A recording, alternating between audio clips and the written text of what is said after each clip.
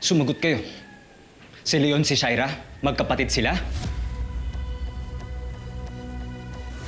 Jordan, huwag ka mag-alala. Nandito lang ako. Hindi kita iiwan. Yung tatay ko kasi, yung pamilya niya, taga Puyo. Mga Luzano. Hindi kayo magkamagana kayo? Si Shaira kasi Luzano rin. Paano naging kapatid ni Shaira ang rebeldeng kumidnap kay Christy pagkatapos ng kasal nila ni Jordan? Hindi coincidence to. Hindi coincidence to. Ano alam nyo? Ha? Magsalita kayo. Ano alam nyo? Wala! Ha? Wala kaming alam. Basta sumunod ako sa utos ni Leon. Kaya manahimik ka dyan. Saka tagal na nun. Wala na akong pakialam doon.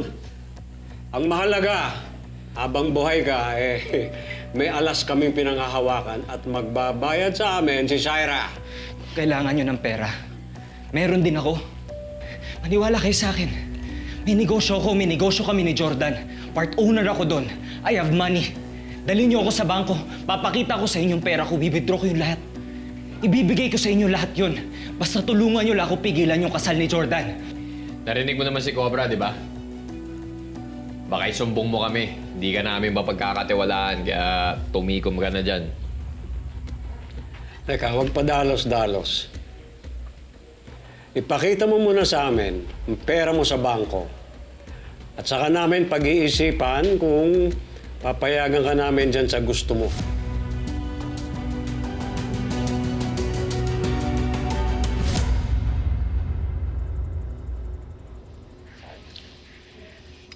Kausap? Gusto ko sanang magpasalamat kasi hindi mo ako sinumbong kanina kay Leon. Pero huwag po kayo mag-alala. Sinabi ko naman sa kanya na di ako inosente sa nangyari. Sinabi ko na napik ko na ako kay Christy kaya pinutulan ko siya. Huwag mong isipin na kinakampihan kita, Hana. Gusto ko lang makita ni Leon ang pagkakamali niya. Pagkakamali? Wala pa siyang ginawang mali. I'm his first wife at may anak kami. Ito ba talagang plano mo? Ang sirain si Leon at saka si Christy? Para mabawi mo mag-ama mo? Wala akong pinlano kausap. Nakita ko lang na may chance na mabuo yung pamilya ko, so I took the chance. Nagkwento sa akin si Leon na medyo marami daw silang pinagdaanan ni Christy. Kung ako lang din naman sisira sa pag-iibigan nila, then their love must not be strong in the first place. Ano sabi mo?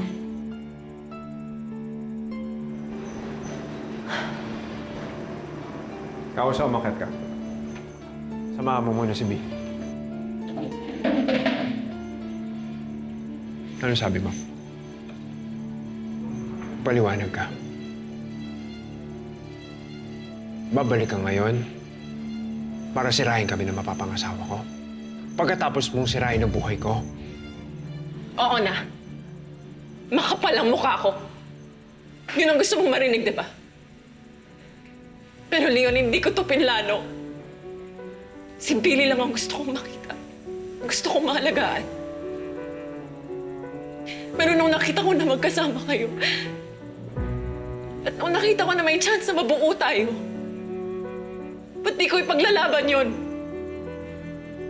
How can I not want you back? O ngayon gusto mo ako. Dati ayaw mo sa akin. Nagpanggap ka pang patay para lang layuan ako, para lang layuan yung anak natin. Leon, nag-sorry na ako sa iyo. Sisirahin mo yung pamilya natin noon. Tapos ngayon, babalik ka para sirahin yung pamilyang binubuo ko ngayon. Ha? Gusto ko mabuo tayo. Gusto ko mabuo yung pamilya natin.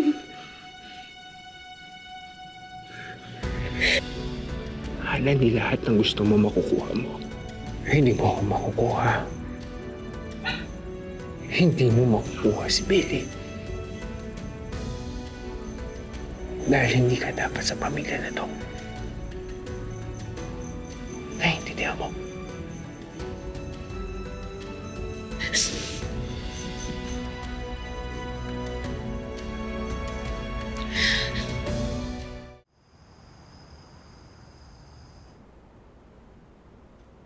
Daddy. Baby. Christy. Jordan. Yan yung Melody. Nasa kwarto. Nasa kwarto, doon na lang sila kakain ni Jeremy. Sige po, pasok kayo. Si Ma. Tita Carmen. Si Mama yun, binabantayan ng kaibigan. Maayos naman na din yung pakiramdam niya. Si Leon, nag-usap na ba kayo? Alam mo kasi ito yung focus ko ngayon, di ba, anak? Sobra niyang excited maging flower girl bukas eh. Opo, Daddy. Ang ganda nga po ng dress ko eh. Tsaka, nag-practice na din po ako magsabay ng flowers. Talaga? Opo. Sure ako, mas maganda ka pa tomorrow, anak. Sigurado excited ka na rin, Jordan. Han? Hey. Tara, let's go. Let's sit down. Hi, everyone. Tara, tara. Let's eat. Tara. Okay, let's go. Sa tabi ko, anak.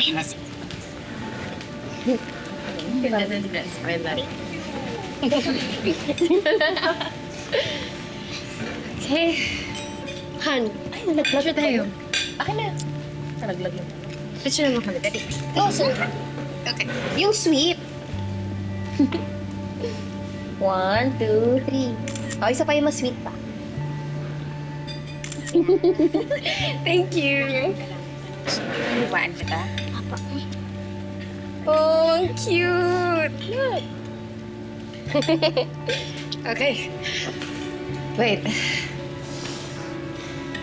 Everyone? Excuse me.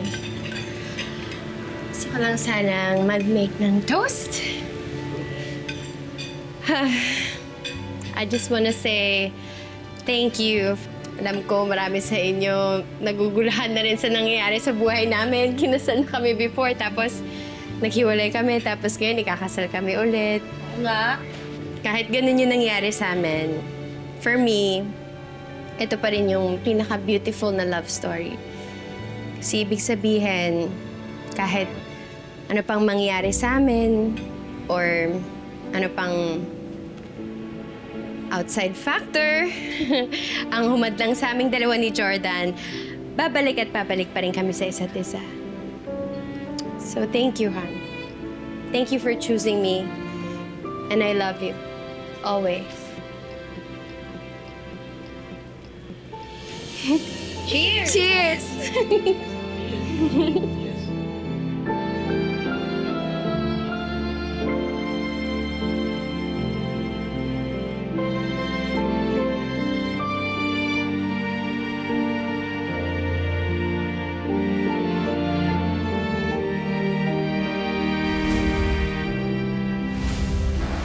Imposibleng kayang tapatan ni Shaira yung bibigay ko sa inyo. Iwi-withdraw ko lahat-lahat. Ibibigay ko sa inyo. Basta ang usapan, hindi mo kami idadamay, ha? Basta hayaan niyo ako. Hayaan niyo akong makarating sa kasal ni Jordan nang masabi ko sa kanya lahat ng totoo. Willing akong pakasalan naman si Shaira. Willing akong buuin yung pamilya namin kasama si Junior. Pero hindi ako na-excite eh. Alam mo, praning ka lang. Alam mo, mas mabuti ng praning at least sigurado kaysa naman petex ako dito tapos wala na pala akong groom bukas. Kasalanan mo to eh. Ngayon, ayokong kausapin ni Christy. Itong auto ko, ayaw gumana, ayaw umandar. Hindi ko na siya mapupuntahan ngayon. Halika na, ida-drive na kita. Akala ko matatahimik na yung buhay ko eh. Ako, Jordan, parang gumulo lang ulit. Lalo na nung bumalik yung mama ni Billy. Parang gusto ko na lang lumayo. Tara, gawin natin. Alis na tayo. Iwan natin lahat ng problema natin dito.